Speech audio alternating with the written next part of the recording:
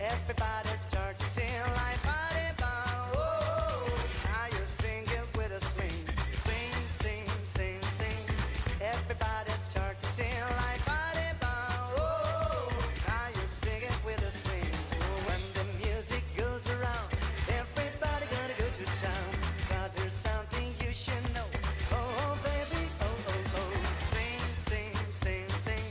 Everybody start to sing like body bomb. Whoa, now you sit it with a swing.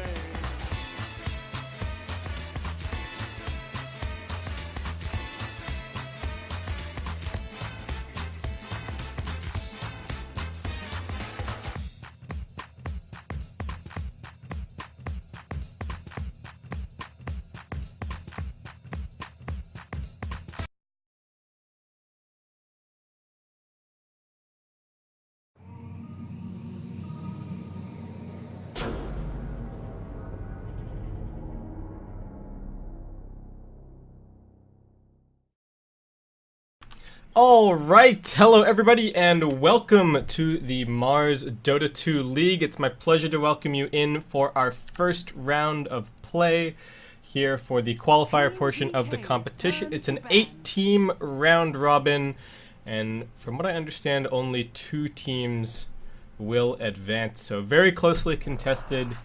And it's a new patch as well, so should be plenty of exciting Chinese Dota coming your way. We've got a mix of invited teams to TI, we've got a few qualifier invited teams, and we have a few teams, well, that might just be bubbling their way up through the open qualifier. So definitely a very good opportunity for everybody to get a grip on what's going on in the Chinese Dota scene, and I'm personally very excited. We've got 4 best of 2s coming your way today, with DK versus Hyperglory team being the first one here. So that's going to be fall. Oh, you know what? We'll talk about the rest of the schedule a little bit later on. Let's get straight into this match. It's HGT versus DK. I'm Basekip. For those of you who don't know me, I'm here casting on behalf of the Mars Dota 2 League. So great to be joining all of you today. I haven't been doing a whole lot of casting recently, but I've got plenty coming up. So this is a little bit of an opportunity for me to shake off the rust as well. And I'm very excited to be joining all of you guys here today, especially, as I mentioned, it's 6.84. We've got lots of changes. For the most part, I think I have most of them memorized, or at least I have the gist of everything under my belt at this stage, so I should hopefully be able to guide you guys through on that one. But it's a whole new patch. It can be a whole new draft. We've been seeing all kinds of different things as teams are starting to experiment and poke and prod, and I'm just looking forward to seeing more of that. As far as expectations go for this series, I think HGT definitely coming in as the favorites. This Team DK squad actually hasn't notched a win in like over 2 weeks. The last time that these two teams met, it was a 2-0 in favor of HGT. And I think it was these exact 2 rosters as well facing off against one another. And in terms of just glancing over the rosters, this HGT squad has been stable for a very long time. The majority of their players have played together for quite a while now. As someone who's been, you know, a decent fan of the Chinese scene and kept up with what's going on in the sort of tier 2, tier 2.5 scene, I can't say that a lot of this DK squad is very familiar to me, aside from ZP, potentially. But anyway, we've got a draft proceeding. Gyrocopter and Lina going to be the bans. Lina, not really any significant changes. Yule's got nerfed in terms of the mana cost. Aghanim Scepter upgrade on her Laguna Blade had cast range improvement removed, but not a whole lot overall. She was a very solid pick last patch. We were seeing her both support and core depending on the scene. I think China was a little bit more support oriented and having her as the 4th position transitioning, and we did see, I think, the West playing her a little bit more as a mid, and more of that 1 or 2 position depending on the game. Undying is a hero that's been making a ton of waves recently. The change to the zombies no longer dying to lots of random effects like Quill Spray and Axes, Counter Helix, etc., means that you now actually have to auto-attack the zombies, and that can be, that can be difficult. It makes Undying way better at diving towers as well, and in general, the patch seems to have shifted back to laning in the early game meaning a whole lot more, and that's where a hero like Undying can really, really shine. Also, does really well without any items whatsoever, and a lot of the recent changes are helping to bring your lowest net worth heroes up and give them a couple of items to work with. We've got an opening pickup on the Spirit Breaker from HGT. We saw a lot of this hero in last patch due to some pretty solid synergies with Troll Warlord, but looks like we are going to be seeing a little bit more of him here, and DK not going to hesitate at all as they end up grabbing the Phantom Lancer. I think a hero that we've started to see his true potential recently in the last couple of weeks in the pro scene. I think people were hesitant to touch him after all of his changes, but I think people have started to realize that he is an extremely scary force. And the trend that we see over in China, at least, is most people tend to model their Phantom Lancer build after what Hao is doing at the moment, which is a couple of small stat items, treads, drum, potentially just a bracer, Aquila, even a wand sometimes, and then just straight diffusal blade and heart, and fighting around that timing really, really hard. In the Western scene, it tends to be a little bit more farmy, a little, more boots of travel, more manta styles, more farm accelerating items before they go in for the diffusal blade and whatnot, and actually start participating in fights. But I mean, say what you want, this here is it's got a lot of potential, and I think we're even, we still haven't even really seen anyone take it as far as it can. So I think it's a pretty good game for it here, especially with the Gyrocopter being banned out by HGT. They don't have the best AoE so far. Dragonite, once he gets up those levels, is decent against Phantom Lancer, I think, with the cleave or the splash on the level 2 and level 3 Ultimate Dragon. But we'll see what kind of farm Dragonite is going to get this game. DK actually snagging up both of their supports pretty early on here. The Rubik and the Ancient Apparition coming out. Pretty common support duo. You've got full range, 600 range on both of your supports, so they can make really good use of Chilling Touch, and there's some obvious synergy between the Lift and Cold Feet. So I think DK just fishing for a little bit of information here. Not the best spells to steal in the world if you're the Rubik this game, so that may have been a slightly early pickup. But again, I think if DK feel that they're the underdogs this game, they probably just want to be picking whatever their best heroes are and just going for it. Especially if they can get the ball rolling in the early game. Again, comebacks less supported a little bit by this patch. So if you're comfortable on your heroes, you get a good start in the early game, that can often be enough just to carry the game through for you. Chen is going to be the ban from Team DK, prompted by the Dragon Knight pickup, I think, in case HGT are going for something a little bit 5-man oriented, which it looks like they might be, as they also go in here for the Vengeful Spirit, and DK going to fire back, grabbing themselves a Magnus. Always really nice to have a little bit of extra teamfight power when you're up against a potential pushing lineup, because if they're a pushing lineup, they shouldn't both have better push and better teamfight than you do. Sometimes it can happen. Sometimes you just draft entirely for gank and you can't take 5-on-5s and you can't split push and you can't do anything. But I would say in general, if you can see the other team going for a full-on push strategy, then you can grab some big ultimates, you can grab some counter push, and you can in general be ready to defend. But it looks like that more 5-man oriented strategy is what HGT are going in for here. The Spirit Breaker, probably just their more item independent initiator, ready to start up these fights, and the Dragon Knight Leshrac going to be doing some pretty nasty tower damage this game. There's also some really nice synergy between the Phantom Lancer and the Magnus.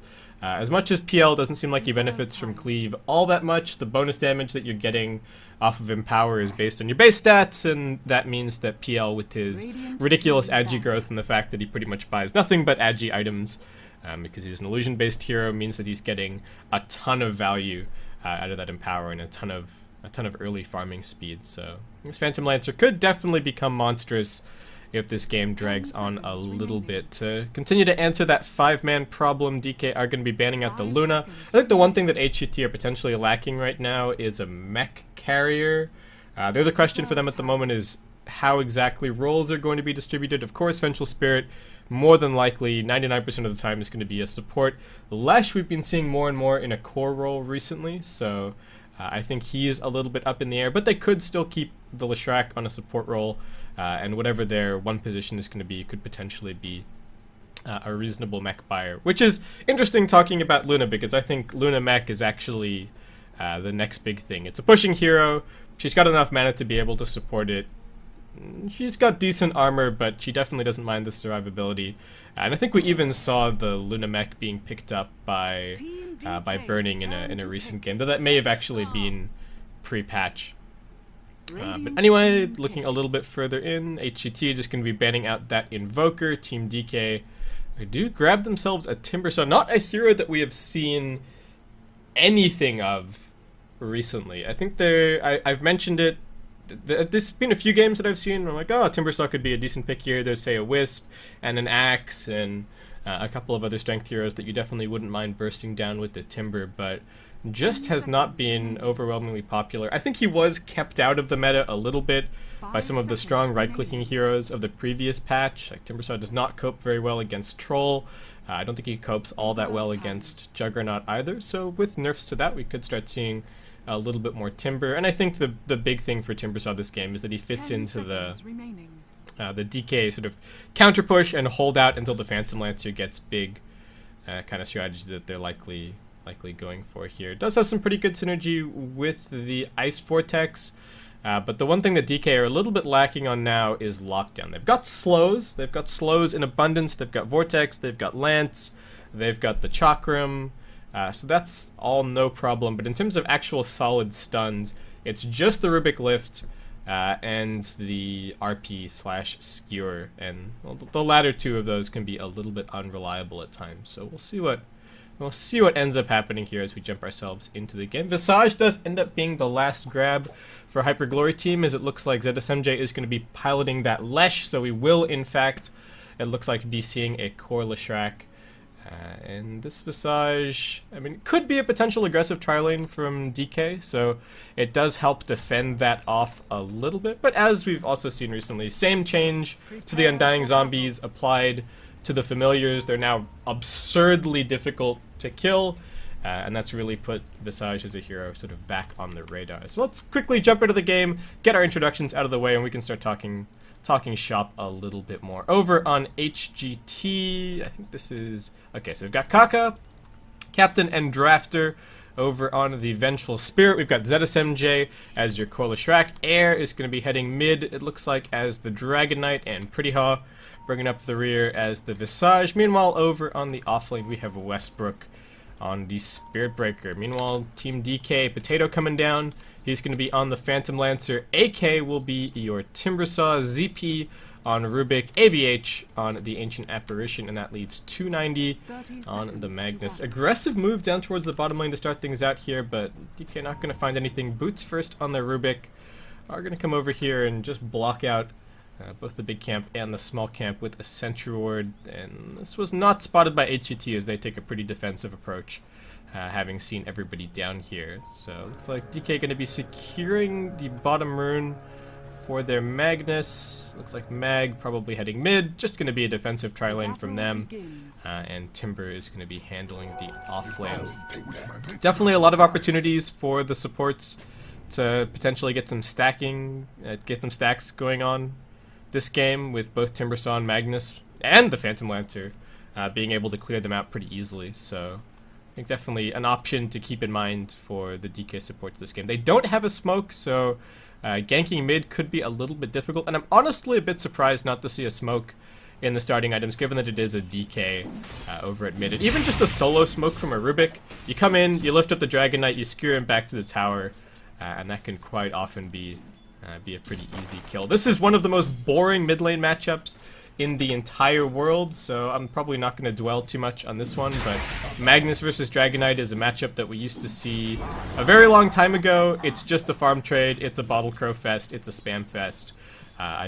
Unless we see Magnus on the minimap skewering the Dragon Knight back to the tower, I don't think anything all too exciting is going to be happening down here. So let's take a quick check-in on our off lanes, with small camps blocked on both. Actually, no, small camp not blocked on both sides. They actually missed the magic bush by about that much. So small camp is not blocked. HGT going to be able to run pulls just fine here, and that's going to make life a little bit more difficult for the Timbersaw. Pretty Haw already getting up in his face, doing a little bit of zoning with the Grave Chill, but definitely the better start for HGT overall here. As Air is also doing really nicely on this mid lane. 6 and 3 against the 3 and 3 of the Mag. A little bit of harassment onto Westbrook top side, but he's going to be just fine. He's got 5 armor and 700 hit points along with a stout shield, so I don't think this Spirit Breaker has too much to worry about.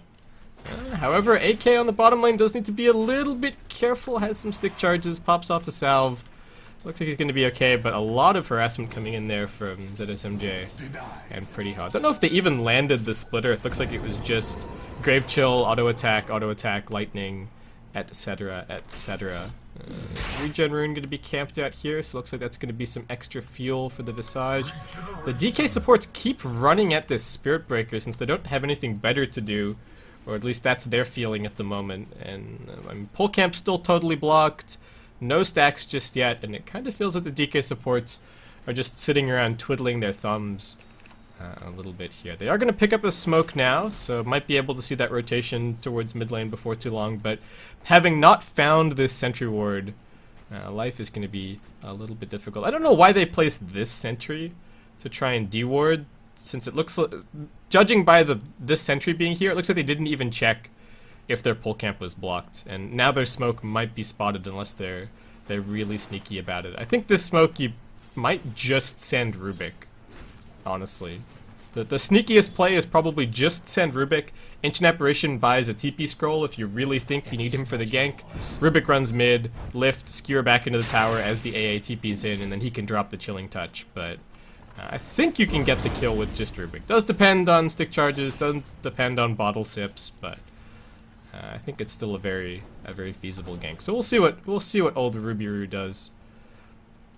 Keep an eye on him. Meanwhile, in terms of safe lane farm, it is going Potato's way really heavily. The offlane zoning is doing well, 23 and 8. ZSMJ on the Leshrac struggling a little bit. Didn't buy a Bassi, or didn't buy a Ring of Protection in his starting items to pick up that value Bassi for the little bit of extra damage for some last hitting, so it has fallen behind a little bit. I mean, misses one there, might miss this one as well. No, ZSMJ too good. But has fallen behind the PL just a little bit. The core Leshrac going to be great for clearing at PL illusions this game, though it might make a BKB a little bit more of a must for him if this game starts to drag on, just so that he can't get his mana pool hit by that Diffusal Blade. But I think still always going to be happy having some big AoE damage up against your Phantom Lancer. And that is something that I think HGT were lacking a little bit out of this draft. Got a loop around here, Vengeful Spirit looking for this kill, they get the stun out, ZSMJ gets the follow-up, AK, where can he go? Right back to the fountain is exactly the answer, as Pretty Hawk is going to snag that first blood with the Soul Assumption. Meanwhile, over at mid, we've got that lift up into the skewer back, Chilling Touch coming in.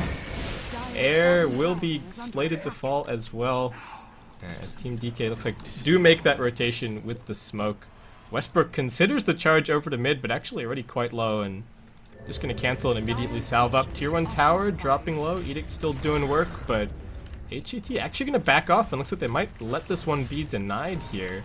Next creep wave coming in, AK going to start working away at it, going to take him at least 1 or 2 more auto attacks, and HGT with a synchronized volley just going to secure that one. So that's also the tower last hit going to the Visage. That's like an extra 200 gold, and he got the first blood. He's not all that high up on levels at the moment, but he is, yeah, he's doing pretty well for himself. AK in trouble, stun into they don't even need the Dragon Tail.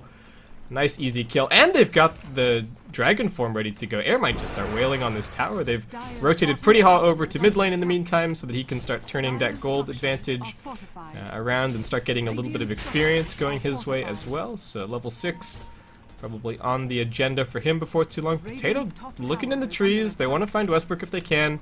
Their creep wave is just about to die, but they do spot him out. However, Spirit Breaker just going to immediately charge, and looks like he's going to be okay. Did manage to soak the majority of the experience there as well, it seems, as DK will not let this push bot go unanswered. They do rotate ZP and AK down. 290 also coming in from the side, so complete free farm for the Visage in the mid lane during this time. Glyph's already been used.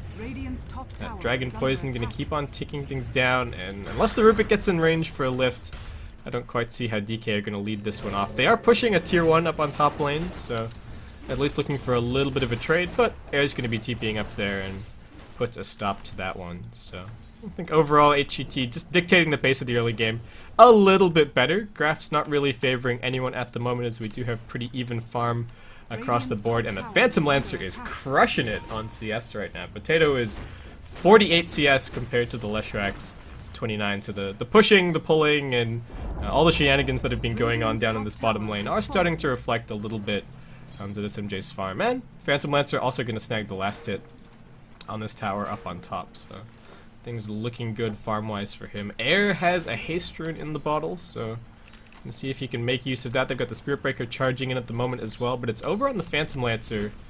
Does make this a little bit more difficult. ABH running the side pull.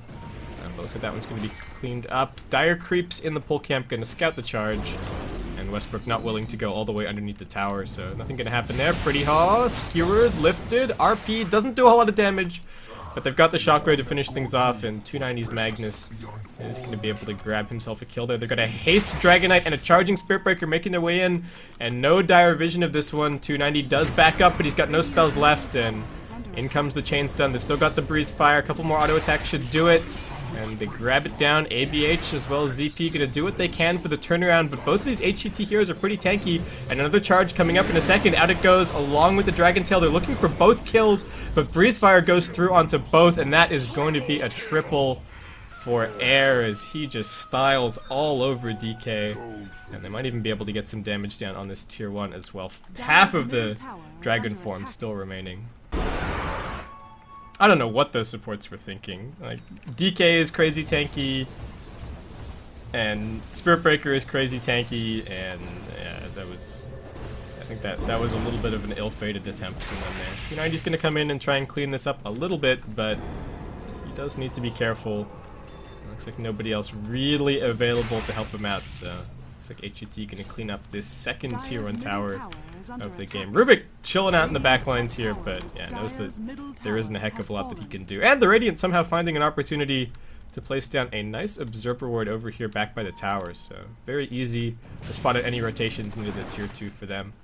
And we'll likely end up scouting out the Magnus Blink Dagger one way or another, depending on when 290 gets it. Either it's probably going to see the Courier, or it's going to see him TPing mid, because that's likely the place where he's gonna start that first Blink Dagger gank from. But Timbersaw has managed to get a little bit of uninterrupted farm over in the off lane, but well, that uninterrupted farm may only last so long as the smoke gank comes in, and it should be stun to kill him here unless he can find his way out. He's got a TP scroll, but doesn't have enough space to use it. Another Timber Chain comes out, but Westbrook is already TP'd in, and he's got the Nether Strike. Gonna drop down the barrage of stuns, and Air is gonna grab himself a dominating streak out of all of that. Has already picked up an Ogre Club, so it looks like early BKB might be the name of the game for him. As DK looks like using a smoke of their own are going to be able to bring down the poor Visage once again on mid. But fortunately, managed to summon up the birds, can do a little bit of posthumous last hitting, and still continue to secure a little bit of farm. So at least they've got the 6 on the Visage, and things are looking alright there. So this MJ build-wise, haven't seen anything from him just yet, but 2150 banked up, so decisions to be made soon. And Phantom Lancer is still the slightly scary factor for HGT here, as Potato is going to continue farming up the top lane. Is going for that more aggressive sort of early game build, like I was talking about during the draft that we've been seeing from Hao and a lot of the Chinese Phantom Lancer players. And I think it's fairly well suited this game. The way that the pace is going for HGT, he's going to have to participate sooner rather than later. Experience is still very close on the graphs, but HGT with those towers are starting to build up a little bit of a lead, as they do go in for another smoke here as well. Team DK bringing 3 down towards bottom, but a death here for the Magnus could be pretty disastrous. Rubik's gonna tank the gank, it seems, but Westbrook still goes charging in. They get the Dragon Tail over onto AK. They've got the Nether Strike as well. AK is still able to bounce through, but he's ticking down low from both the Urn Charge and this Corrosive Breath. He might actually end up dying from that. Meanwhile, 920 swapped out, another Dragon Tail. They just lose the Timbersaw inside of the base. 920 gonna drop the RP. It's on all 4, but what can they do here? There's a buyback coming out to this MJ, dropping the stun. AK TPing straight into that one, but the tier 2 is still here, and Potato joins the fight, but does he have the health to survive through the burst? He doesn't. AK getting charged as well now. Potato gonna see how many kills that they can find. It's 3 down so far for HGT. Everybody on DK low, but Potato did end up surviving through. Tier 2 stands, and DK getting a great turnaround there on the back of a huge RP from 290. Did cost them a buyback, but with that, that's going to be almost the Blink Dagger completed. And I missed the fight recap, unfortunately, but I think overall trade ended up being 2 for 3 along with a buyback, so at least getting something done at the end of the day. Dragon Knight, let's see, is this Ogre Club going to be a BKB, or is it going to be a... It could be a, like, Sange into Silver Edge, or you could just go Ogre Club, Shadow Blade, back into the Silver Edge. Are there any passives that are crazy worth disabling this game? If it disables Juxtapose, maybe, but I mean, your first issue is going to be finding the real Phantom Lancer in the first place for that, so we'll keep an eye on the build. I think it might be an early BKB from him.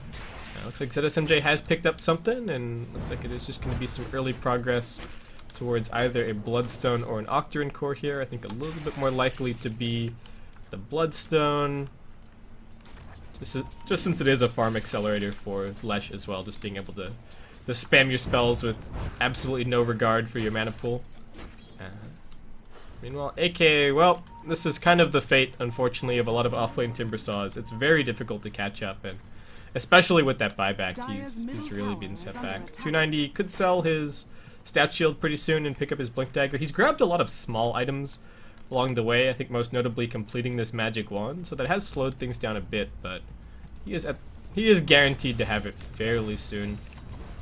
As HGT are just going to continue 5-manning their way around the map. Pretty Hall, looks like a Medallion is up next for him. Roshan could be on the cards for HGT this game between the Wave of Terror, that Medallion, and some decent damage between the Dragon Knight and the Leshrac, but DK doing a little bit of 5-manning of their own. Potato pushing down bottom lane, and they do now have that Blink Dagger over on the Magnus.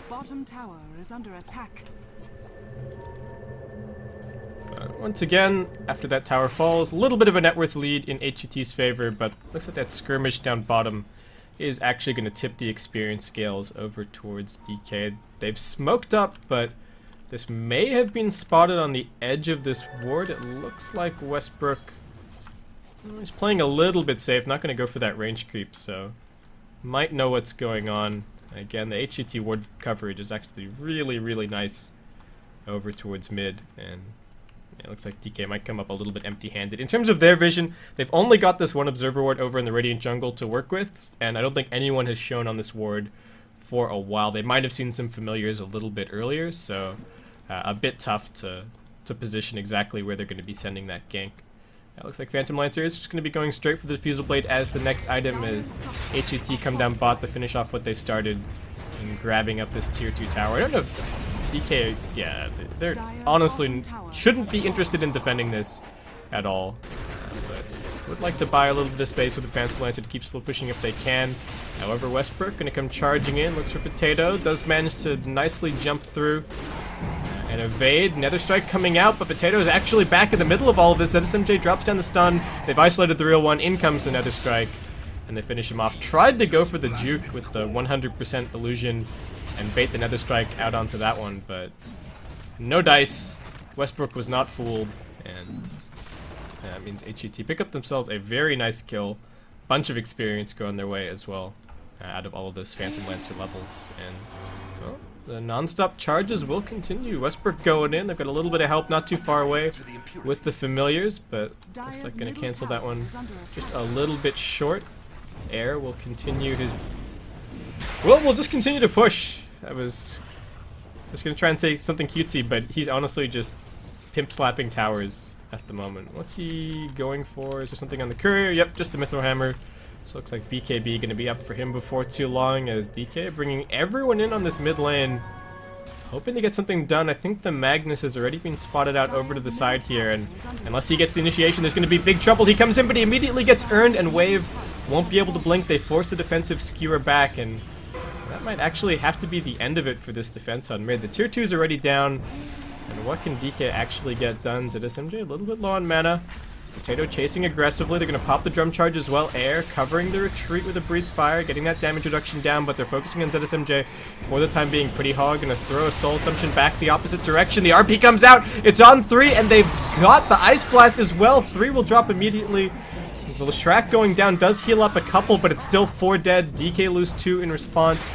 And ZSMJ will be back soon, but not back in time to do anything for this fight. Huge RP out of 920. And DK taking a very decisive engagement there. 5 for 2, the overall trade. Looks like HGT just thought that they could take that one, but 3-man RP into an Ice Blast. Very difficult to respond to, and with that, DK might actually be taking the reins of this game. I do think this is a little bit, you know, partially a problem with the HGT lineup in terms of team fight, and not having a mech, and I mean, having all of their initiation locked up in the Spirit Breaker, but still not going to take anything away from DK. Great RP from 290, and yeah, they're going to be able to start getting some good farm up on their Phantom Lancer, and this is definitely the turning point for them. Unfortunately, Timbersaw died again in that fight, and I think he may have died before anyone on HGT actually died, so he's still dirt poor, unfortunately, but Magnus and PL can at least start getting some work done now. And we are actually far enough into the game where HGT, the time that it takes them to respawn and then pick themselves up, dust themselves off, is kind of enough for RP to cool down. So that can be the one concern when you're playing big cooldown ultimates against a team, against a pushing lineup, that you just might not have your ultimates back up in time for the second push immediately afterwards. HGT are going to go in for that Roshan that I was talking about a little bit earlier, but gets scouted out by the Ice Blast. Looks like a couple of DK heroes interested in doing something here, but won't be able to do too much. Westbrook gets lifted, looking for the skewer back, just barely off the mark.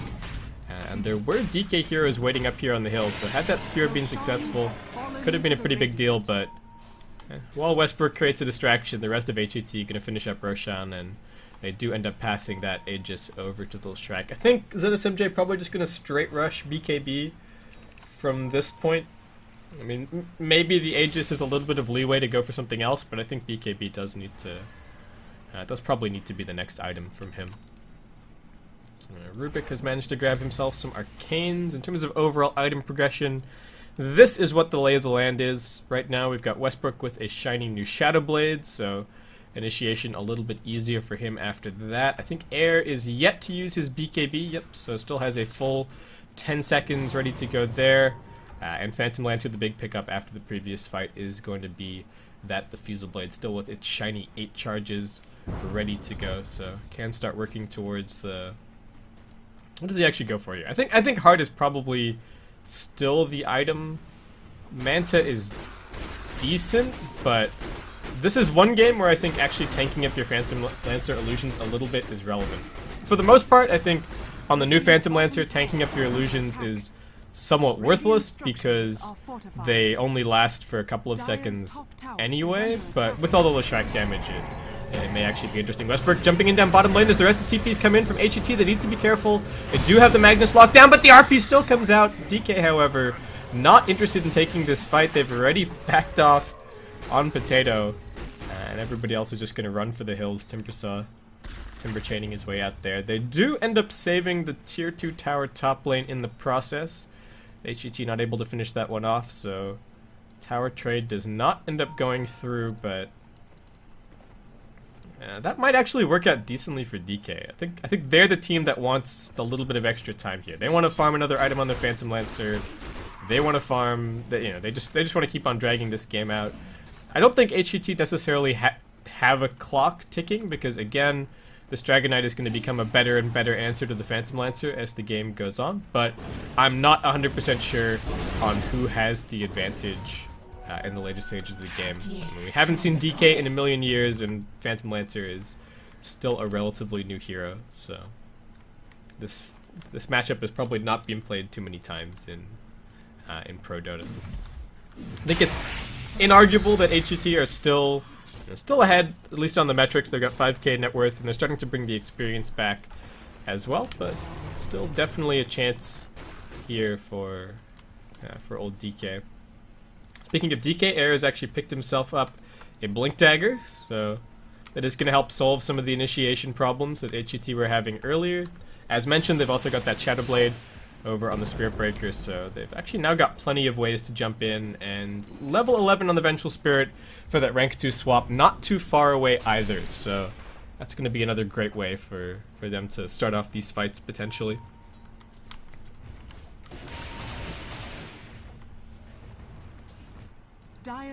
And the one thing that HGT's lineup is really good at, as much as their AoE clear to be able to kill off PL illusions isn't so great, I think they've got the right mix of, okay, we've got enough AoE to figure out which one is the real one relatively quickly, and then we've got so much single target lockdown that as soon as we figure out which one is the real PL, he's never going anywhere ever again. And that's exactly what you want. If you start the lockdown and then you let him doppel walk and you let him start to get a little bit of time out of the fight and keep spawning illusions, and you don't have any stuns left, well then you're totally boned. But if you just take him from full to nothing, then obviously you've got no problems whatsoever. HGT, big smoke up on the top side, gonna make their way down towards bot, hoping to backstab DK here, who are not really in position for this. The squishy heroes in the back lines. Charge comes in. Shadow Blade not even used just yet. There's going to be the lift, but ZP already focused down. AK trying to escape. It gets Nether Struck back. Swap coming out as well. And ABH also in trouble. He's going to be brought down. All three in the area for DK end up falling as the Phantom Lancer and the Magnus just going to run for the hills. Looks like Potato is actually going to be going for the Manta Style as that next big item after his Diffusal Blade, so not going to be going straight in for the heart this game. It is a very good farming item, and there is definitely a lot of farm available to him this game, but again, I think the question is he ready to fight soon? Because if you're HGT, you are taking the fight to DK soon. They are just about to lose the Aegis here. That's just going to be reclaimed right this second, so they might wait around a little bit for that, but the other potential play for HGT is just smoke, find the Magnus, kill the Magnus, and then you'll be able to start making some moves up towards the high ground. They do have at least another minute to wait for this Dragonite ultimate to cool down again, and that's just about to fade, so probably not going to be seeing HGT doing anything in the next little bit. Though they do now have the BKB up on ZSMJ. I didn't check the courier. I thought he was a little bit further away from it, but now that they've got that BKB up, that could actually be impetus to go and do something. You know, 30 seconds to wait on the Dragonite ultimate, but looks like they might already be posturing for a little bit of a push. How is our poor friend Timbersaw doing? Well, he's doing a little bit better than he was, but still behind the Visage in terms of farm at the moment. Westbrook comes charging in over towards mid lane, but gonna cancel that one for now. Runs into a Sentry Ward. There's gonna be a Diffuse coming out as well, but they're focusing on Potato. Can he get this Doppel off? Will be able to. 920 comes in, drops the RP, but it's only onto Air. He's still BKB'd for the time being, but the Phantom Lancer still doing decent damage. Skewer back onto the Vengeful Spirit. Looks like she will also end up falling, and HGT lose 2-0. Some really nicely placed sentries from DK do catch out the Spirit Breakers, so well, as much as I was thinking that it might be an opportunity for HGT to go and make something happen, DK actually turning that one around in a pretty big way. So that's going to be at least another 30 seconds for them to continue to grab up some farm. They've got a gem over on their Ancient Apparition now, and AA is not a hero whose inventory I've checked in the last little bit, but he's actually got a Midas rolling, and he's got his Gem of True Sight ready to reclaim some control of their side of the map. So things looking pretty good there. And in terms of the graph, still a net worth lead in HGT's favor, but starting to dwindle a little bit, and what was the second time that they've held the experience lead this game is actually going to be swung right back over to DK. ZP deep in enemy territory, trying to get some warding done here, but unfortunately looks like he is going to end up paying for it with his life, doing as much damage as he can before he falls. Lobs one more stun, but Pretty Hall is going to end up finishing him off there. It was a pretty bold play, but unfortunately HGT heroes just happened to be in the area at that point in time. We've got a Solar Crest for the Visage, and he's got a gem of his own, which he's actually carrying on behalf of Kaka at the moment. Westbrook once again going in, same place.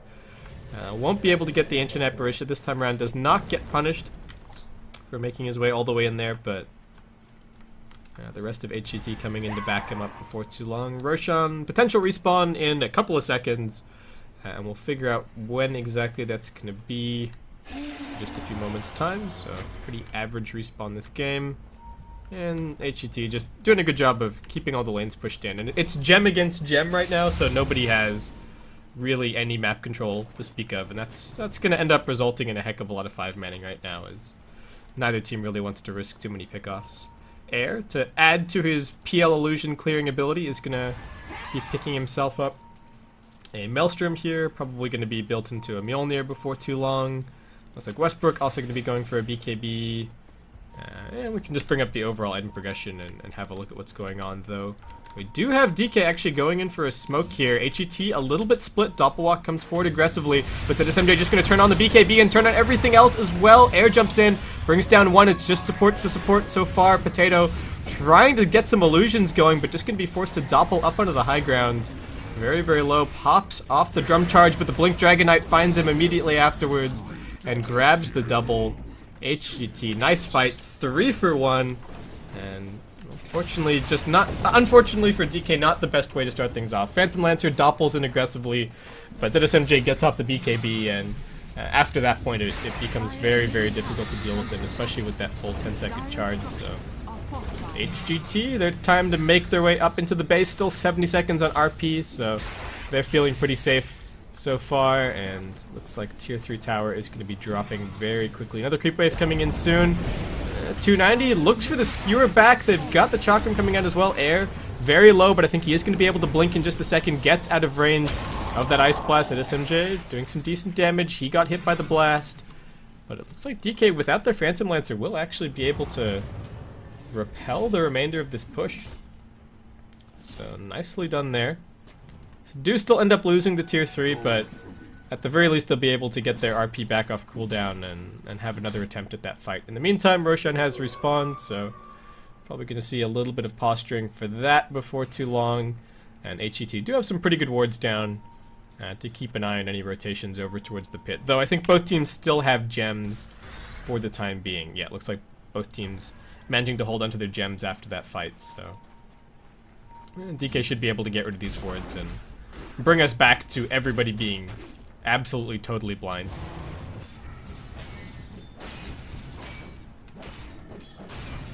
Okay, so Air's got 1800 gold. Let's actually check out current gold right now. So Air is the closest to a new item.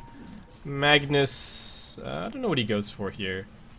He probably just builds a BKB just to make it a little bit easier to get into these fights so that he doesn't get randomly earned and all of the other AoE that's just gonna randomly cancel your blink dagger here if you're mag. I mean, even jumping into RP and then the birds dropping on your head before you can skewer could be a really big deal. So we'll see what ends up happening. DK, however, are gonna go out for a smoke, taking the very defensive route around to the west. And HGT grouped up as well. ZSMJ here on the front line is going to reveal the smoke, pops the BKB immediately, turns on the Pulse Nova, Air goes blinking, and with everything active, looks like Rubik is going to be the first one to go down here as AK Timber Chains through, doing very little damage. Those BKBs are starting to dwindle, but HGT presenting a unified front. The RP gets dropped down, in comes the Ice Blast as well. It's on both cores. The Skewer back, doing good damage. Potato stunned up for the time being, continuing to chase, but being kited around decently for the time being. Will manage to bring down ZSMJ, but it will be at the cost of his own life, as the trade ends up being 4 for 1, and ZSMJ with those Bloodstone charges respawning almost immediately. HGT, now their opportunity to go and check out Roshan. Looks like Westbrook gonna poke his head in there. Air, looks like he might have been keen to go and push a lane, but mid is all the way back towards their tier 2, so they're just gonna take Roshan for the time being. They've got the Howl, they've got the Solar Crest. This is actually gonna be super easy for them. Roshan has fallen to the Radiant.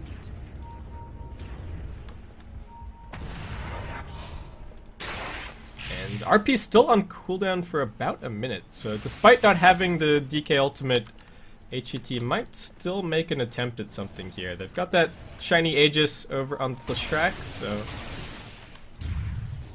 yeah, I think they do try and push up out of the high ground. At least that seems to be the opinion of ZSMJ right now. He's all by his lonesome sitting down on bottom lane, but the rest of the team starting to drift a little bit further over towards mid. Another DK ultimate in 20, another RP in 20. Mjolnir picked up on your Dragon Knight. And the Phantom Lancer is... So, two things. One, I feel like we haven't seen any impact out of this Timbersaw really at all. He's 1, 7, and 4. So, I questioned this pick a little bit during the draft because we haven't seen a whole lot of it. And I haven't seen very many Timbersaw games recently. And, well, I feel like he also just hasn't really had a heck of a lot of impact in this game overall. Not a lot of CS, not a lot of farm. Those things not necessarily his fault, but he's just found it really difficult to get anything done without the smaller bits of lockdown here and there. The only real opportunities that this Timber is getting is when an RP is dropped, and for that he needs to be far enough away that the RP can actually be used, but unfortunately DK don't have anyone to actually sit on the front lines. So Timbersaw kind of inadvertently ends up tanking all of the spells just to set up an opportunity for the Magnus, and that means that he's just not really getting any damage off. Air gonna pop the DK ultimate and just go jumping in. They know if they can bring down 290, he's the big threat.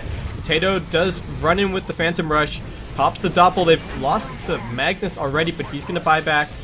Looking for a TP in over to the safety of the bottom racks. What can they find? Potato still aggressively positioned on the front lines, but well, 290 is gonna call his team back and make sure that everybody plays this relatively safely. If they can wait out the DK ultimate, that would be a really big deal, but I think Air is just gonna go blinking in again as soon as he gets the opportunity, and especially if he can see something.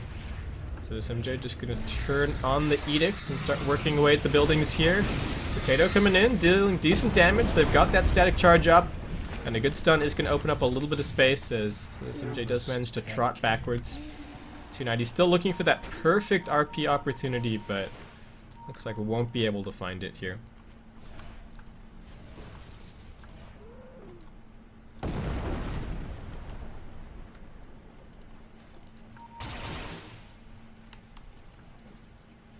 And yeah, who's close to items? Okay, so Phantom Lancer, 2.7k, nothing on the courier, so still a little ways away from grabbing a next item. Ancient Apparition, well, Aghanim Scepter is a millennium away. ZP, Blinker Force Staff, still an eternity. And, well, Timbersaw at the very least does have his Bloodstone up, but we'll see what kind of use he can get out of that one. 290 jumps in, but it's straight into a Dragon Tail. Can he actually get this RP off? He just gets chain stunned down to nothing. ZP now slowed up, realizing that he's dead, just going to try and drop a couple of spells. A little bit further up, Westbrook also catching at the Ancient Apparition, and we'll be able to bring him down. The Phantom Lancer drops the Venge, and is doing his best to get some damage done, but Spirit Breaker comes charging in. Does manage to Manta dodge the charge, nicely done there, but looks like Familiar Drop still coming in, and the rest of HGT trying to join up here. So this MJ completely out of mana. Air finally joining up as well, but Potato running circles around them right now. They get another Grave Chill, but there's also another Doppel block, and looks like Potato just going to keep on going in here. Air does manage to pop off the ultimate, doesn't have a Dragon Tail right now, and they will once again be fooled by the 100% illusion on the Doppel. Potato does have a TP scroll, but not enough mana to use it for the time being. Looks like he's just going to be forced to continue to run for his life. Westbrook is low. The SMJ has basically no health, but he does have the Aegis. And Potato just trying to find an opportunity to get out here. He's got another Doppel. He's going to at least pop the Aegis. Another Ice Blast coming in as well. But it looks like the right clicks from the Dragon Knight are going to finish off that kill.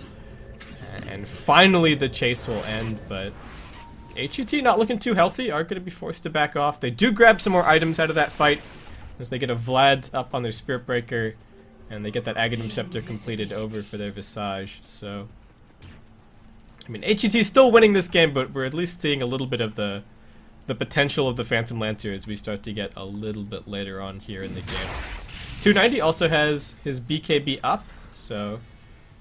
Did he have it? He's already used 2 charges, so he must have had his BKB when he got chain stunned here. So I guess he just didn't pop his BKB proactively before he went in, or he got stunned first. I didn't actually see who jumped on who there. It could have very well been the Dragon Knight just blink Dragon Tailing him, and in which case I don't think you can fault 290 on getting chain stunned there. But from what I remember, it seemed like he blinked in to the Dragon Tail, but I might be wrong on that one.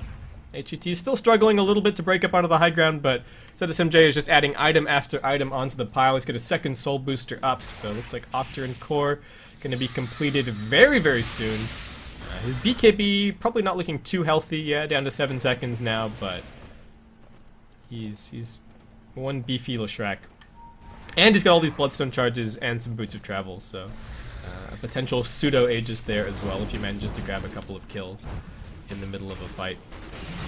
Air copping some damage off these PL illusions, which are starting to become more and more of a nuisance, but HGT still unable to really force their way up onto this high ground. 290 positioned pretty defensively for the time being.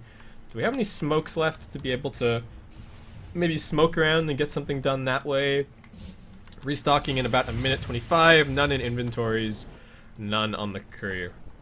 So unfortunately for 290, he's just gonna have to initiate the old-fashioned way here. And yeah, he's pinging and pinging and pinging, and I think this is, he's pinging because he's like, yeah guys, if I get an RP, this is where I'm skewering back to. This is where you put the shotgun, this is where you put the Ice Vortex, this is where you put the Ice Blast. This is where we make our stand, man. But at least he's got to get the RP first, so we'll see if that happens. Roshan still a minute away from being able to respawn. Got a Glimmer Cape picked up on this Vengeful Spirit, which could prove to be a pretty big deal in this upcoming fight, though there are some sentries placed here, there, and everywhere for DK. They have lost their gem, which is probably over in the HGT base. No, maybe not.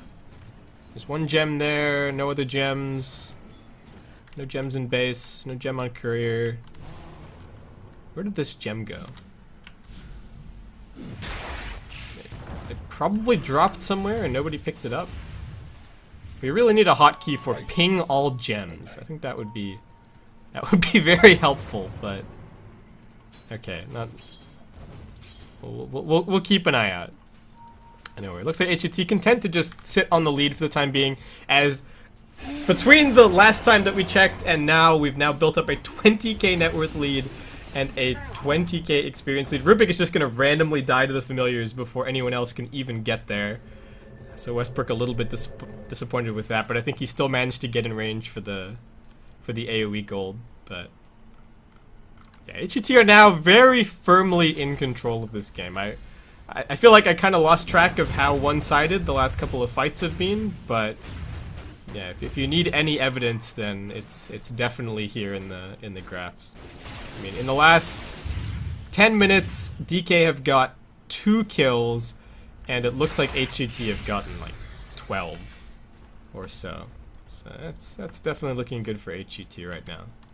The high ground does still remain unbreached for the time being, but so they're going to make an attempt here now. They're jumping on AK first. 290 just going to try and get out of here so that he can line up for a good RP, but his poor Timbersaw is already dead. HGT just going to back themselves up once again. Not actually willing to force it up onto the high ground, and both top lane and bottom lane have been pushed out into a not so great position. So I think HGT going to go reset those first before they try and make anything further happen. But still a very patient play from HGT. Is Dragon Knight buying a Scotty? I don't know. Do you need a Scotty on Dragon Knight? I mean, you've already got Cold Attack from Elder Dragon form. I think the mana is probably going to be helpful because the mana burn from the PL is giving him a rough time, and that probably means that he's not getting as many Dragon Tails off as he would like, but personally this choice strikes me as a little bit weird. I think it does stack, but the question is there any point? I don't think anyone is escaping your Blink Dagger Cold Attack anyway, so we'll see. Anyway, we've got HGT just camping out, waiting for Roshan. Almost a max duration respawn this time around, but looks like that is going to be the call for them to make their way up onto the high ground. Phantom Lancer actually just picking up an HOTD as the next item, as well as upgrading his Diffusal Blade, so getting a couple more items here and there. Could potentially see a Satanic coming out for him before too long. Something like a Scotty, also an option to tank up a little bit. as DK do actually go for a smoke. They know that the Roshan time is ticking low and getting a little bit antsy about it as well. Potato gonna lead the charge here. Does have probably the best escape options out of anyone on DK right now, but the rest of his team going to be joining him not too far behind. Westbrook off to the side. They got the jump in. It's the blink skewer back onto ZSMJ. They won't even need to use the RP to get this kill, but it looks like Westbrook still wants to go in. He's popped off his BKB.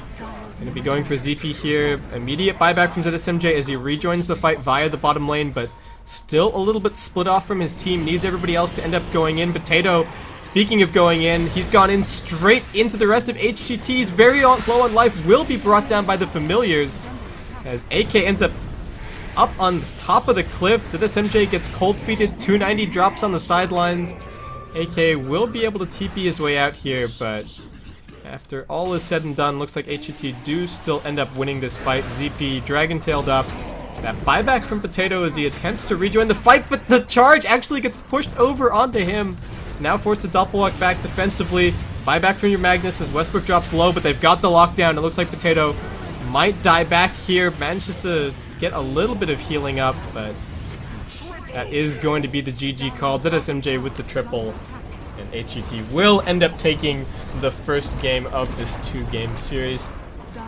And I don't know what else to say. I feel like the big letdown really for DK was probably the Timbersaw in the offlane. I don't even necessarily think it was bad play from AK there. I feel like it was just maybe not the most amazing game for Timbersaw. I think on paper you're saying, okay, we're going to RP them, we're going to drag everybody back, Timbersaw is going to do the burst damage, we have the counter push from the Chakram as well, but in practice you just never really managed to get anything done, unfortunately. So that's going to wrap it up for Game 1, guys. We'll be back very, very shortly with Game 2.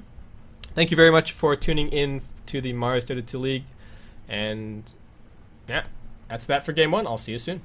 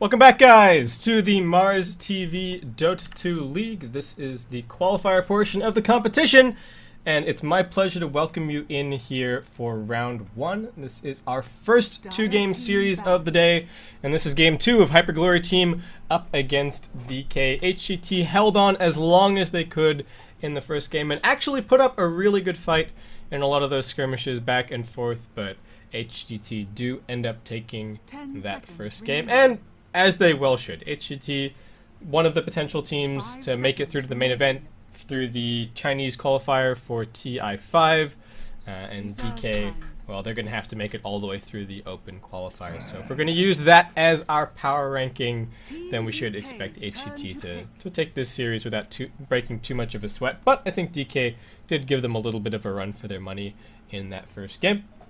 For those of you who aren't familiar with who I am, I'm Basekip. I'm here casting on behalf of MarsTV, so it's great to be joining all of you guys today. And without too much further ado, let's get straight into this draft because it's 6.84 and there's always cool and exciting stuff to talk about. So that Undying pick is going to be making a return in this game as a ban, and the Phantom Lancer will also be banned out here. We've got the Wisp and the Brewmaster banned out by DK, both very common HGT heroes, so showing that they know exactly what they're up to here, and going to be getting rid of that. Got to show at least a little bit of respect to Air's Brewmaster, since in a lot of people's minds he is the person who sort of put Brewmaster back on the map last year, right around this time, in fact, so it could be something to keep an eye out for. We saw that Lena ban in the first game, and it looks like she is going to be making her way into the draft here as maybe an answer a little bit for the Shadow Fiend on the mid lane. I think Lena has almost nothing but good mid lane matchups at the moment.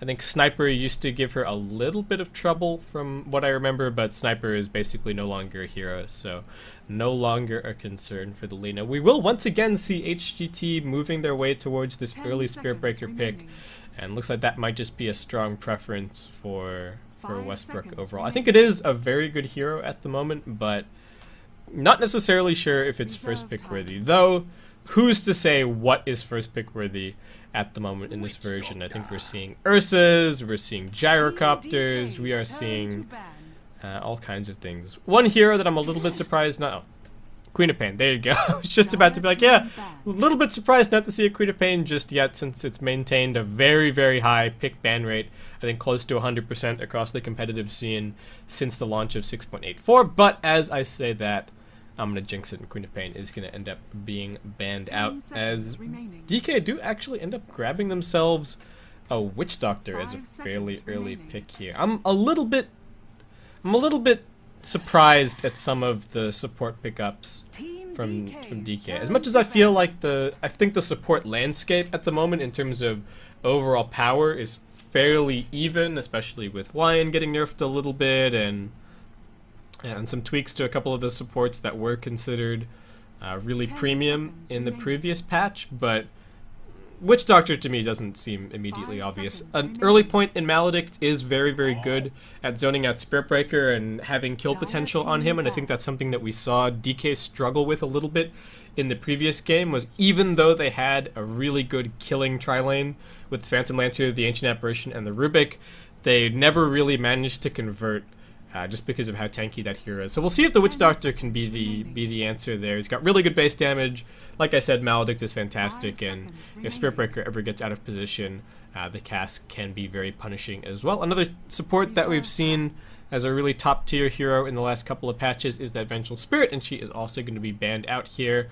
And of course, the other big thing about always banning or picking up and going for supports is that you manage to fish for a little bit more information from the enemy team. Yes, supports can be totally instrumental to your strategy sometimes, but a lot of the time you'll take what you can get, and you're just happy that you have a solid support in the roster. And like I said, these days the landscape is a lot more even, so you can kind of go for whatever you want. But HGT digging a little bit deeper into their reserve time here, as they're just going to ban out an offlane as the Clockwork is removed from the pool. We've been seeing a lot of Clockwork offlane this patch, and I feel like the pool of offlaners hasn't really expanded after the patch. I think some of that might be people haven't maybe haven't been experimenting with the offlane role as much. We have started to see some dual lanes in the offlane from time to time.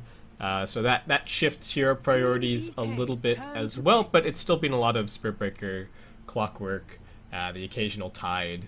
Some teams run Earthshaker offlane, but you know, so some traditional offlaners have yet to make their return in a lot of ways. Darkseer, hardly ever seen, though again I think that's due to changes in the nature of the offlane more than anything. And I don't have the rest of the hero pool in front of me, so I don't have anyone else to rattle off, but yeah, there doesn't, at least to me, it doesn't feel like we have a ton of variance in the offlane. I could be wrong, and I'm starting to think of a couple of other heroes here and there. We see a bit of Bristleback, etc., but it does seem like offlaners are at a little bit of a premium at the moment. HGT will once again be going for that Dragon Knight, so it looks like a pretty similar strategy for them here. I think that does put your Lina into probably a more supportive role with the Spirit Breaker as the offlane, so we're looking for the one position farmer at this stage, and there's still plenty of options in the pool. We saw the Luna as the ban in the previous game, and something like that could definitely be a fairly strong option, as DK end up grabbing themselves a Phoenix. Okay, that's a little bit interesting. That is an offlaner that I was not thinking about, but is definitely one that I should have been, since he was one of the most popular in the previous patch, and I don't think he had a lot of substantial changes overall. I think there's a little bit of vision on the fire spirits now off the top of my head. I don't have the changelog up on my second monitor, but I think that was pretty much all Phoenix got in the way of changes. So seems like a decent hero here, but he is probably going to be up against double ranged supports, which could prove to be a little bit dangerous.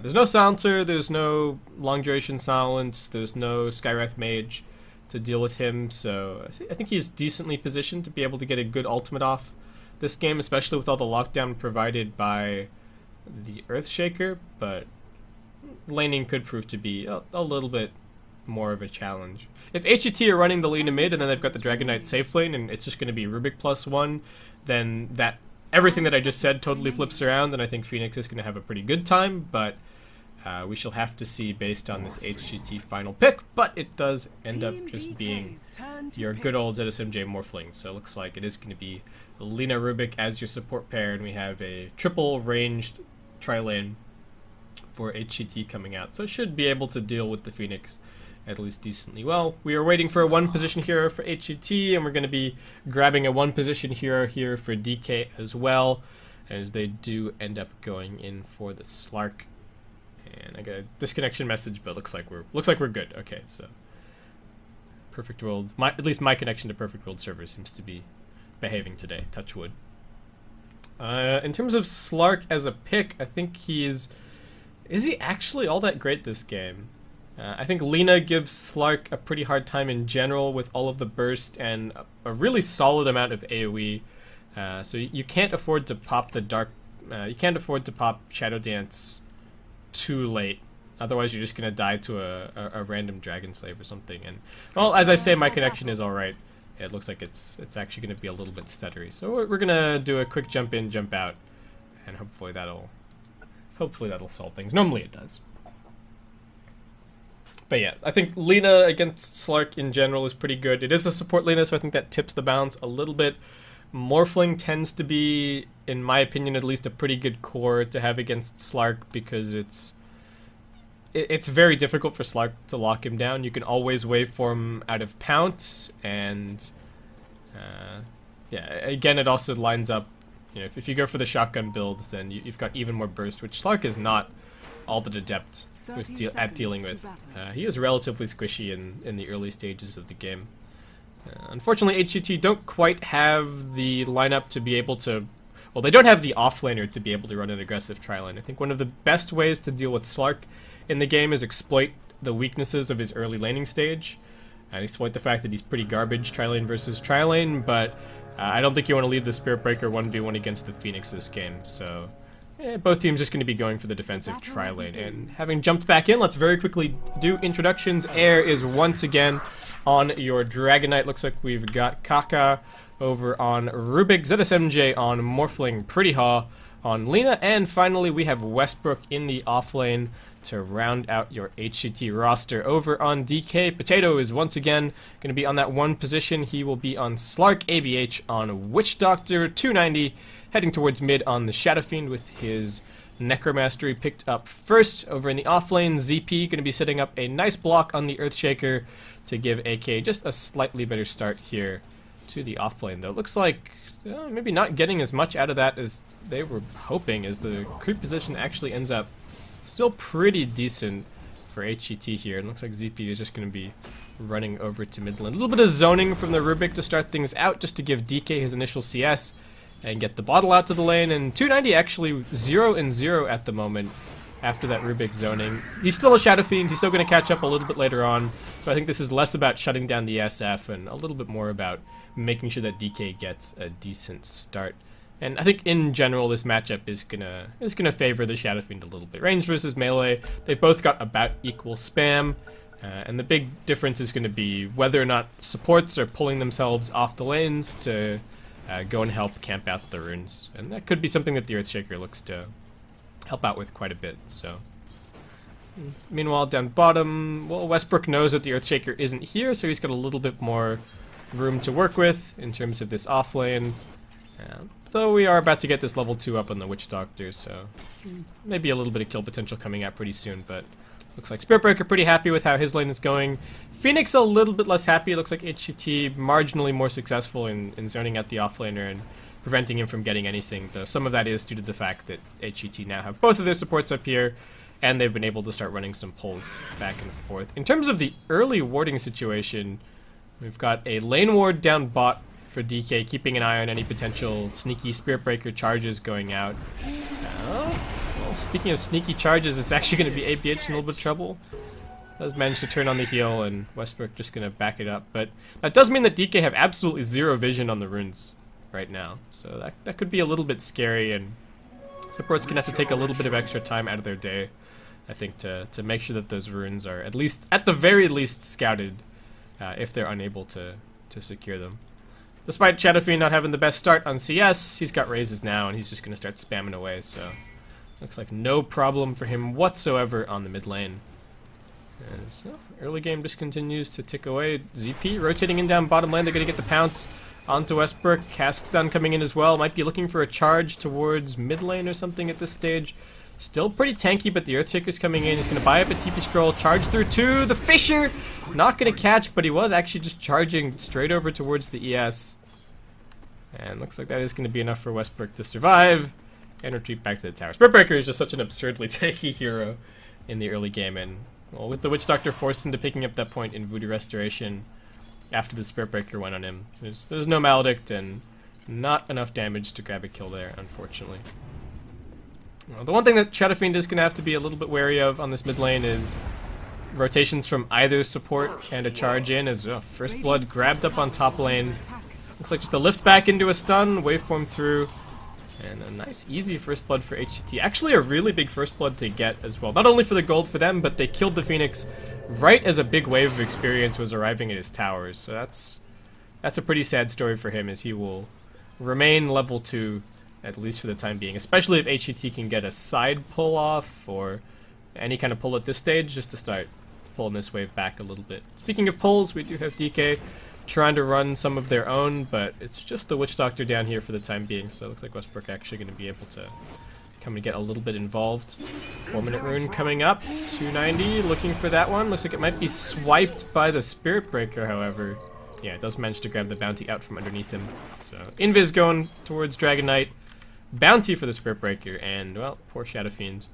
Gonna have to go home empty-handed. Does have the courier making his way out right this second, so he's just gonna be able to run a Bottle Crow and should be okay there. AK getting lifted up onto the high ground into a stun. Has the dive, but it's not gonna be in time, as he does end up going down. Was just trying to soak some experience out of this side camp, but Pretty Haw and Kaka showing no mercy and grabbing themselves a second kill.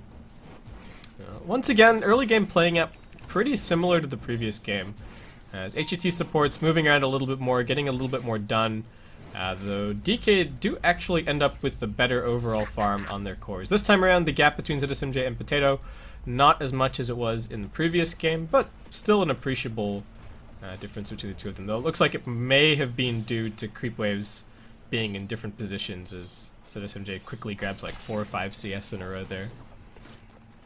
Earthshaker, he's just been spending a lot of time stacking here in the early game, so he's going to triple over there.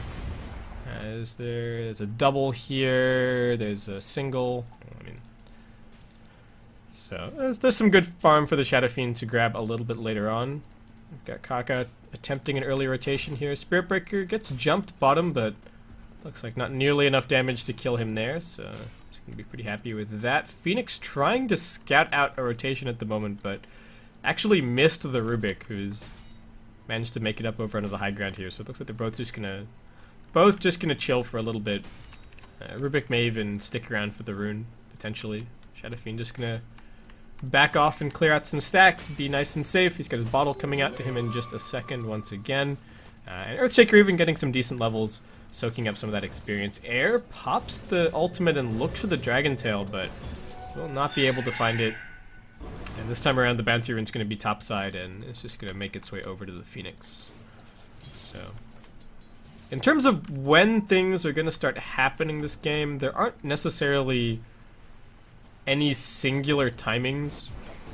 I mean, Dragon Knight could be going for like a Shadow Blade, and that's obviously a very big ganking opportunity, but in general, I don't think there's anything that's going to trigger a lot of 5-manning. Maybe a mech on the Shadow Fiends will be the beginnings of something for DK, but the Slark probably doesn't want to get involved super duper early. It's just not how the hero tends to function, so that might put a little bit of a wet blanket on any 5-man attempts out of DK in the early game. And in terms of, so the one thing, we talked about some of the matchups like the Lina versus Slark, etc., but talking about this game in general, it's actually, I feel like it's fairly even. You've got good scaling core mid laners for both sides, Shadow Fiend and DK. You've got really solid safe laners in the Slark and the Morphling. Phoenix probably wins out a little bit in terms of the off lane if we're talking large scale engagements, but this game could be back and forth, neck and neck for a very, very long time.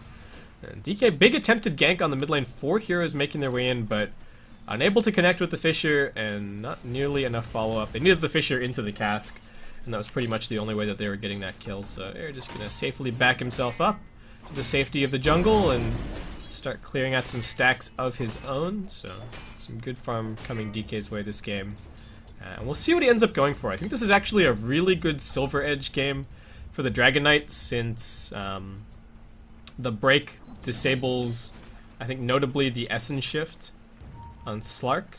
I don't know if it disables any of the aspects of Shadow Dance. I would have to check, but it might.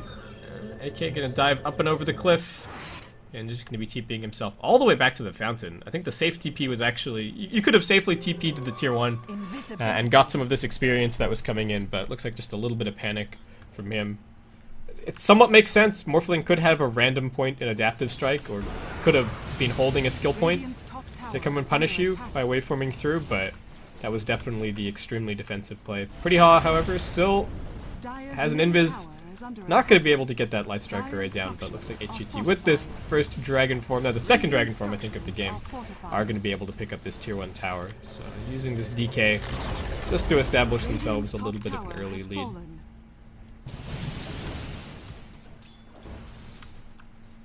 And even though tier 1 tower is not, worth as much as they used to be, with the reduction to some of the rubber band mechanics, or whatever you want to call them, it does seem like we're going to be seeing more of these early game heroes, more heroes that are lane focused and focused on building up a little bit of an advantage early on. Air and Rubik both going to get caught in here, and Rubik just gets his head popped off by that raise. DK going to continue chasing, but looks like Air is going to be able to make it out of here successfully, and DK get the 1 kill. A little bit of golden experience going their way. Just the Rubik, unfortunately, and they did end up bringing in a lot of heroes, as Potato is also actually going to end up rotating for that one. So we'll see if they can get anything further on. The Glyph is actually being used by HGT, and DK, they've got this Buckler over on the Shadow Fiends, so could have considered going for a little bit of a further push, but looks like just going to call it a day as HGT do actually teleport a bunch of heroes in over towards top. Pretty Haw is once again going to be the recipient of some farm on mid lane once the Dragon Knight rotates away, so HGT very smooth in terms of how they're moving around in the map there. There's definitely a lot of a game plan. You can see, okay, they go for a reasonably greedy 4 position like the Visage or the Lina. They free up some space on the mid lane by having the Dragon Knight rotate into neutrals or have him rotate up to the safe lane to push in a tower and give all of that. Give a lot of extra farm and a lot of extra experience to their 4 position. And Pretty Hot now looking really good. He's got level 6, he's got his Laguna Blade ready. Might be able to go and get something done here. Air, however, there's a gank squad coming in from DK, not the best Fisher. As Air, I think, realizing that he's dead, just going to run in and try and do a little bit of damage. Pretty Hot also might be in some trouble. 4 seconds to another Fisher. And DK continuing to give chase. Pounce does end up latching, and well, I said the Potato wasn't going to get active on this Slark in the early game, but proving me wrong, playing things a little bit more aggressively, and does end up coming out and getting that kill and an assist. So looking good there. 290 going to grab the last hit on the tier 1 mid, as HGT just lurking in the trees here. No level 6 on the Rubik just yet. ZSMJ just a waveform and some right clicks for him right now, so I don't think they really have kill potential here, but I said they might try. The Dark Pact has been used, so that would have been the smallest opportunity for them, but looks like just gonna call it a day. Rubik, with the tier 1 tower going down, has been able to grab himself some arcane boots, so he's still looking pretty happy with his lot in life. ZP, despite spending most of the early game stacking up, has got some experience out of the stacks being cleared and those couple of ganks, so he's looking decent. And I think everybody pretty happy with how this early game is playing out. Net worth slight lead actually in favor of the Radiant after those kills, and experience also going their way as well. 290 with the mech up and ready to go. And DK doing a good job of controlling the pace of the early game here. Potato not going to be going for anything too greedy in terms of item build. And I haven't seen a whole lot of this Potato player, but I feel like you can already kind of get the sense that he's pretty aggressive, likes to build up these early game items, and likes to get involved, just based on the PL game and this Slark and the way that he's approaching things here. But seems like a very reasonable approach to me. ZSMJ is going to be able to get his level 9 soon, so Replicate should not be too far away. Actually, just a Yasha is the early item for him here. Split push is actually a little bit difficult for a DK to punish. ZP trying to keep his teammates safe from harm, but he's going to end up being the first one to drop. And 290, Sentry Ward just managing to get out of range there. This Invisor is going to end up saving his life. ABH was actually looping all the way around behind the tower, but he's going to be just fine. Places down an Observer, and that is going to be that for him here. Lots of pressure placed on this bottom tier 1 ward-wise from DK, as they've got both this ward placed from the pit and the ward back closer to the mid tier 2. But HGT with everybody down bot and a DK ultimate ready to go, considering sticking around here. They have seen the mech on the Shadow Fiend. They know that he's full HP. And their Morphling is all the way over on top lane with a TP scroll and cooldown. So it looks like not going to try and do anything with the 4v5. And yeah, Phoenix is actually level 7 now. So there is the Supernova to consider. And HGT just going to back themselves up. Potato lurking around the side. Nice Fisher comes in. Catches 2. Air getting bursted right from the start here. DK's tanky, but not tanky enough. Rubik manages to drop the lift, surviving a little bit longer. But 2 auto attacks. It's going to be all that it takes to finish him off. HGT lose 3. Double kill for the Shadow Fiend, and this is going to be a tier 1 tower going DK's way as well. I didn't think they were going to be able to get much 5-manning done, but the Slark's getting active and involved, and this mech, along with the threat of the Supernova, is more than enough for them to keep things going here. ZSMJ does manage to get some more damage on this tier 2 top, so it's not without its trades, but 3 plus a tower for a little bit of damage. They're going to be more than happy with that. Westbrook comes charging in topside. He's got the Nether Strike, waveform connects. 290, he's got stick charges and the mech. Lots of extra healing coming in, but they're going to continue to give chase. Earn charge comes out. TPs as well from Potato, looking for a little bit of a turnaround. It looks like he might be able to find Westbrook. However, it does get the charge, and the creep wave is actually all the way further back towards the tier 1, so it looks like he's going to be okay. The ZSMJ might not be quite so lucky. Does he have a replicate up? Looks like he used it a little bit earlier. He's actually going to be brought down as 4 heroes from DK converge to take revenge for that Shadow Fiend and find themselves a counter kill. So still ends up being a little bit HGT favored at the end of the day, as they do also manage to get some damage on this tier 1 as everyone from DK rotates mid, but still neck and neck in this early stage of the game. That's pretty hard going for. He's picked up just the Sage's Mask so far, so I would say likely a Yule Scepter for him. Slark, any signs of a big item? No, just the TP Scroll flying out on the Courier. And Rubik just doing a little bit of casual jungling with his Fade Bolt at the moment. In terms of vision, I think you have to give at least somewhat of the advantage to DK right now, but this ward is just about to fade, so it's going to be primarily vision over on the eastern side of the map for now. And in terms of where the battle is going to be, it's probably going to be around these tier 1s. Probably closer to this tier 1 top, actually, as HGT might be able to take mid and defend top if everybody has TPs off cooldown, but looks like they might be a little bit low on mana on both of their supports to try and make anything happen here, so likely just the tier 1 for the tier 1 trade at the end of the day. Dire's structures are fortified. And DK actually a bit afraid. I mean, they don't have great vision of what HGT are up to, and not going to risk a 5-man smoke coming in from the side there, so it's actually going to be a tier 1 totally uncontested from HGT, though, you know, as observers we have full information as to what's going on, and you have to keep in mind that DK only have what they can see on the map right now, and looks like they're feeling a little bit afraid, but they do have a smoke play coming out. See if they can get something done. Are they actually just smoking Roshan? Well, that would be pretty big.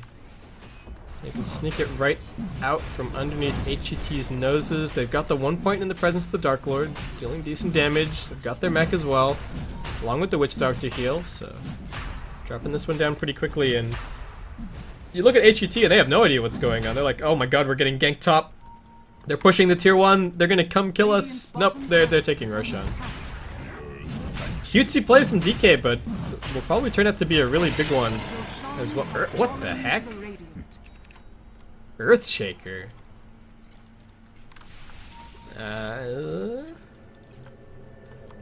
I'm confused. I'm not quite sure why you would give Earthshaker the Aegis. More Fisher's definitely valuable, but I feel like Slark is the hero to give it to here. But his inventory is full of small items. I think he probably dropped the Poor Man's Shield for the Aegis, but anyway.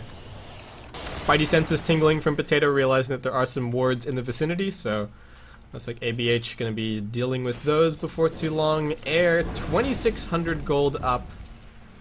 Let's see what he's going to end up going for, if it is going to be the early BKB or might start working towards that Silver Edge.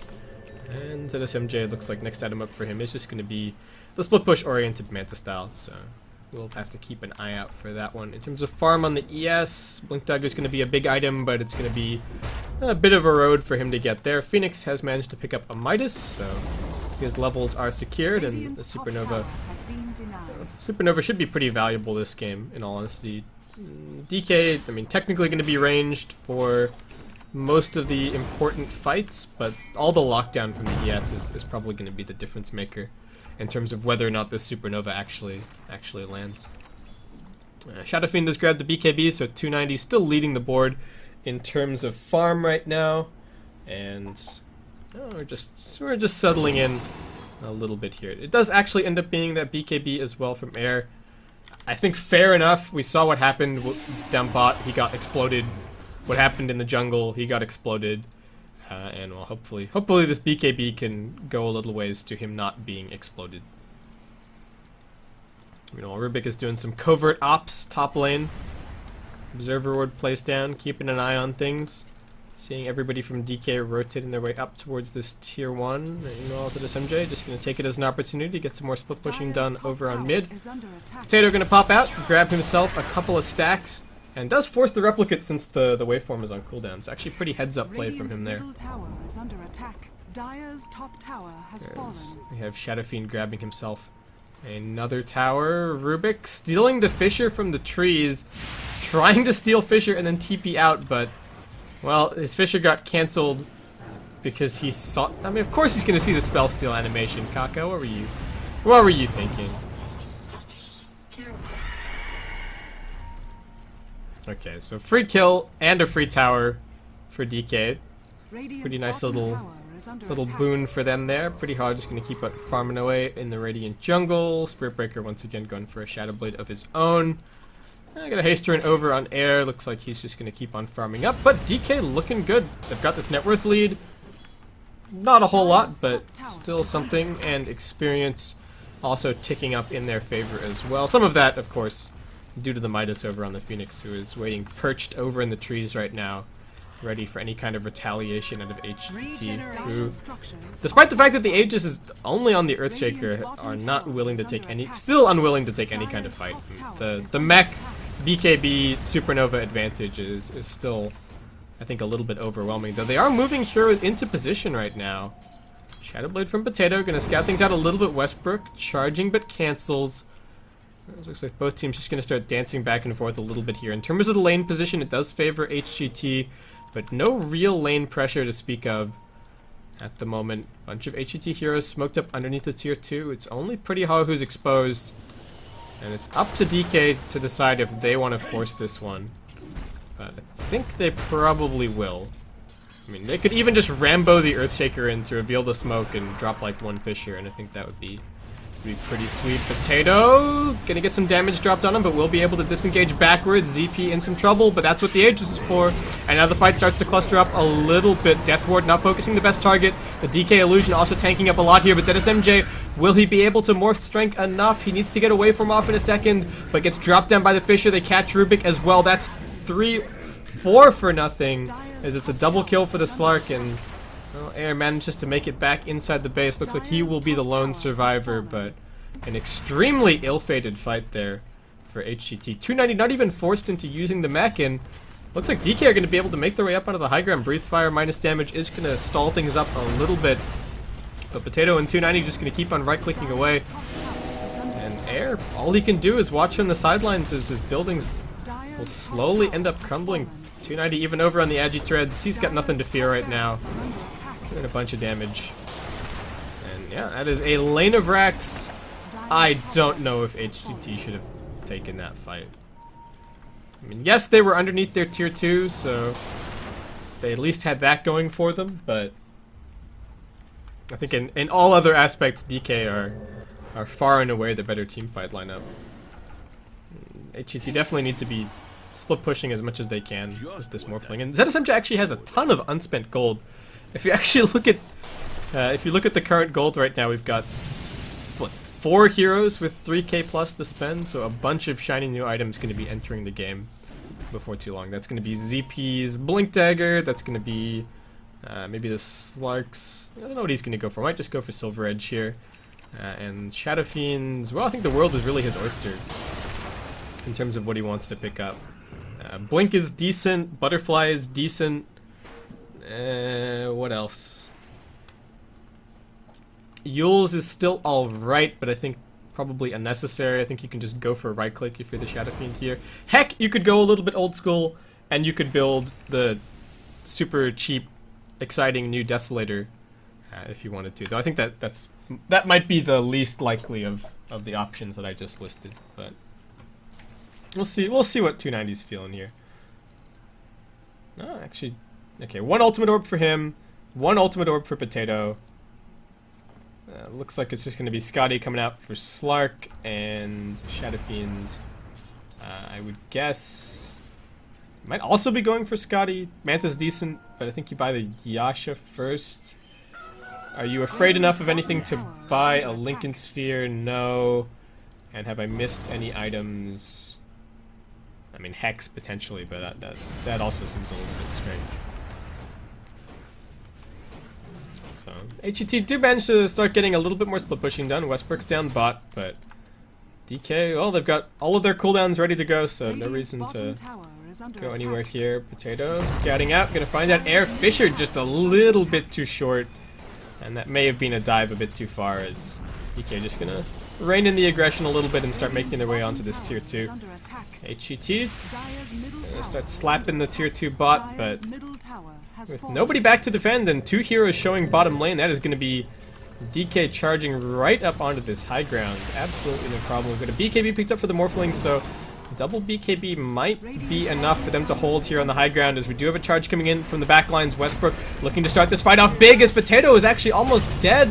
Echo Slam comes out, Westbrook being focused down, Potato comes back in, but pops the Shadow Dance. He needs some time to recuperate. Air in the middle of this fight. AK dropping low, but manages to get off the Supernova. ZP also slinking away. Nobody on DK is going down. They do manage to focus down the egg. Westbrook dies. ABH now stunned up. Looks like he'll also end up dropping. Potato unable to re-engage, as the fight ends up being a 3-for-1 with a buyback from HGT. And they do manage to hold their high ground. Westbrook coming in big with that charge from the back lines and preventing the Slark from really getting anything done there. Slark wanted to back off, heal up, go and hit the high ground a little bit more, but HGT caught him at just the right time and do manage to at least start turning things back their way a little bit. And no, Westbrook not done. It's his way down bot. Gonna start eyeing up 290, but might be a little bit difficult to get this kill. He's gonna drop the Nether Strike, has another charge in 1 second. We've got the SMJ running in as well, but the mech's being popped. And ZP now coming in as well with the Fisher counter initiation. Potato not too far behind with the Shadow Blade. Also looking to get in here. And 2 seconds to a charge, but I don't think Westbrook's going to be able to use it as the Enchant Totem stun comes in. And Potato finds himself a mega kill streak. Did not end up going down in that previous fight, but again, big problem was that he just wasn't able to stick around and get a whole lot done. Looks like, however, Scotty is completed for him. And Scotty pretty much complete for the Shadow Fiend as well, so both of them gonna be backed up by a lot of survivability in this upcoming fight, and yeah, HGT definitely not out of the woods just yet. There's a Glimmer Cape over on Rubik, so nice item for him to have, especially against the Earthshaker burst, I would say most notably. Though even just being able to get in sneakily into a fight and get something done that way is going to be a pretty big deal. Even Glimmer Caping the Dragon Knight, so that he can go in and get a Dragon Tail off without... If you Glimmer Cape somebody in, you get a stun off on the Slark and you burst him down in the duration of the chain stun with no Dark Pact going off, that could be totally fight winning, but it might be a little bit tough with this Scotty flying out right this second, so we'll see what HGT can get done.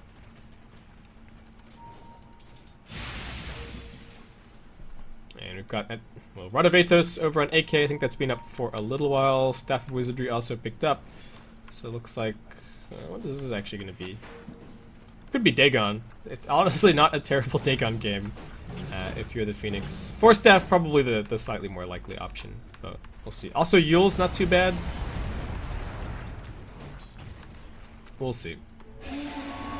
Charge coming in mid lane. Potato playing this up a little bit aggressively, but knows that he has the Shadow Dance to fall back to. Spirit Breaker just going to come in and give him a little love tap. Remind him that somebody's at least keeping an eye on him. But HGT, are they looking to fight this outside of the base? Westbrook's being jumped. Potato going to build up a lot of stacks off this Spirit Breaker, and they focus him down absolutely no problem. The Death Ward from the high ground. Also going to shepherd back the Rubik. The tier 2 has a little bit of life left in it, but I feel like HGT should probably just take this fight up on the high ground. And Potato, he wants in again. He's got the Pounce ready, they've got the Fisher ready. And yeah, I think HGT will wisely back themselves up. They've got a Solar Crest on the Witch Doctor, so well, next Roshan should be very, very easy for Team DK, and after that should be able to leverage the Aegis advantage to make their way up onto the high ground. The other item that we haven't even really seen come into effect just yet is this Blink Dagger from ZP, and as much as I was talking about ways that HGT could get a really good initiation down and win the fight, this Blink Dagger on the ES is going to be the thing that really prevents any of that. You jump in and you try to chain stun the Slark, the Fisher is going to buy at least enough time for the Dark Pact and the Shadow Dance to go off, and after that you're not killing this guy.